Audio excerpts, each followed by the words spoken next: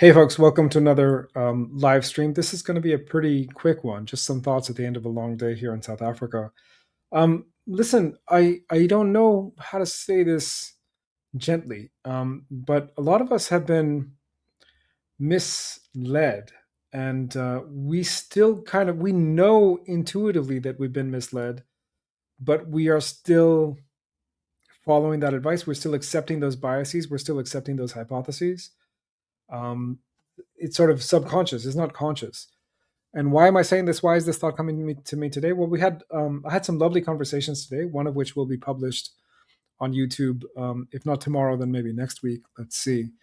But about this idea that humans in general and Indian culture in particular is sort of plant based, right? And there's all these hypotheses going around, all these sort of assumptions. I don't even want to call them hypotheses.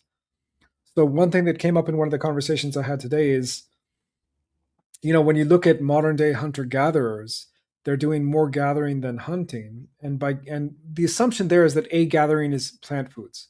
If we actually look at what's being gathered, often it's not. Sometimes it is, sometimes it's not. Sometimes it's things like insects, sometimes it's things like lizards. I remember seeing these documentaries on Aboriginal people in Australia, and basically the difference between hunting and gathering was really a difference of gender.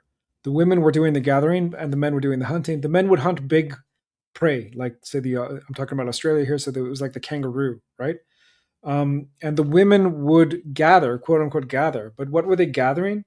Often they were gathering something called the gawana, or the something like that, guana. I can't pronounce it correctly, but it was a kind of a lizard that again you would hunt and you would cook, and it's not particularly. I don't think it's particularly tasty meat. I wouldn't necessarily like to eat it, but it's meat, right? So this idea that gathering is all plant foods, I don't think that's idea holds, or at least it needs to be challenged. Number one, right?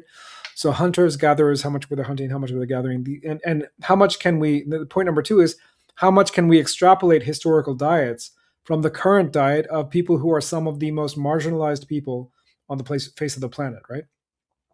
So looking at books that have been written on the so-called Khoisan people, on the Hadza in Tanzania, not far from here, why? Yeah, those are interesting, and it's good to study cultures. And I'm in favor of studying, increasing the body of understanding of different cultures for a variety of reasons. I think it's a great thing, but we cannot assume that because someone is doing something today in 2025, they did it 100 years ago, or 1,000 years ago, or 10,000 years ago. We cannot assume that, right? We have to have evidence for those assumptions, for those hypotheses. So we need to look into it. That's point number two. So point number one was, what's the difference between hunting and gathering? It's largely a difference of gender, who's doing the work. And often what's meant by gathering is gathering animal foods, not necessarily plant foods. Point number two is you can't extrapolate historic diets from modern populations. That is just impossible, right? Point number three is when we look at the data in a place like, for example, India, we come to the conclusion that the modern diet is actually a very new construction, right? What do I mean by that? I mean, if you go to India, I'm not talking about India today of pizzas and pastas and stuff that you can find that you couldn't find even 10 or 20 years ago. I'm talking about more what we would consider historically Indian food, right? So when you think about something like a dal, like a lentil, right, a sort of lentil soup or a thick lentil porridge kind of thing, often, in at least in when I was growing up, often what's put in that dal to thicken it up or at a certain point to sort of loosen it out is tomatoes. Tomatoes only enter the Indian diet in what, the 18th century, 19th century? Tomatoes are coming from the Americas, from, I believe their center of origin is Mexico, but don't quote me on that, but somewhere in North America or South America. And they are only entering Indian cuisine well after 1492, 16th, 17th, 18th centuries, right? So this is not historical Indian food. Similar, if you go to the beach in Bombay, what are you having? You're having pav bhaji made with potatoes, right? Potatoes, similar, only entered the Indian diet much later. So when we're looking at the traditional Indian foods, now there's been stuff written on this, which is very interesting. But what I'm going to propose is that the role of meat was actually far more fundamental, and it was eaten by the householder caste on on feast days, as discussed in the interview on this channel with Dr. Manushi Bhattacharya, where she talks about how there's so many feast days in the Indian context, maybe half the year, and on those feast days, everyone of a certain lifestyle stage. Sorry, I used the word caste earlier. That's not correct. It's one of the four life phases of the caste Hindu, right? Which is the household phase where when you're working, you eat meat on those feast days, and that was done right up until the time of the British, when the British made meat basically economically unaffordable, right? So I think re-examining our biases and the bias that this is how it is, right? And I see this from very intelligent people. Having a wonderful discussion today with a very interesting person who happens to teach philosophy in the UK, but these biases are so inbuilt that even someone who has the capacity to question all of them, not really using that, not really. I don't think he asked some of the questions that I asked him until he met me. He'd never asked them himself. He just assumed, oh, meat, is ecologically unsustainable.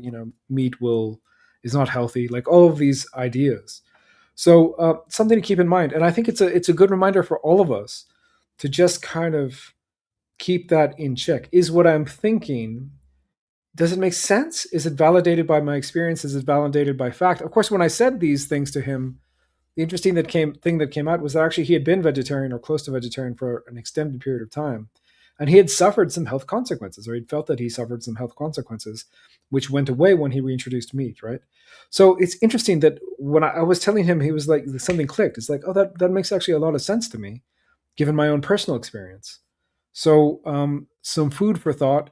Um, yeah, this interview with this person in the UK who's interested in this question about Hinduism and vegetarianism. As I say, it'll probably only come out next week, but it's going to be a good one. It's a good discussion. I think you should see that discussion as a discussion between two students, two learners. Neither of us would claim much expertise in this area, but we are fascinated by the topic and we are learning about it. Right.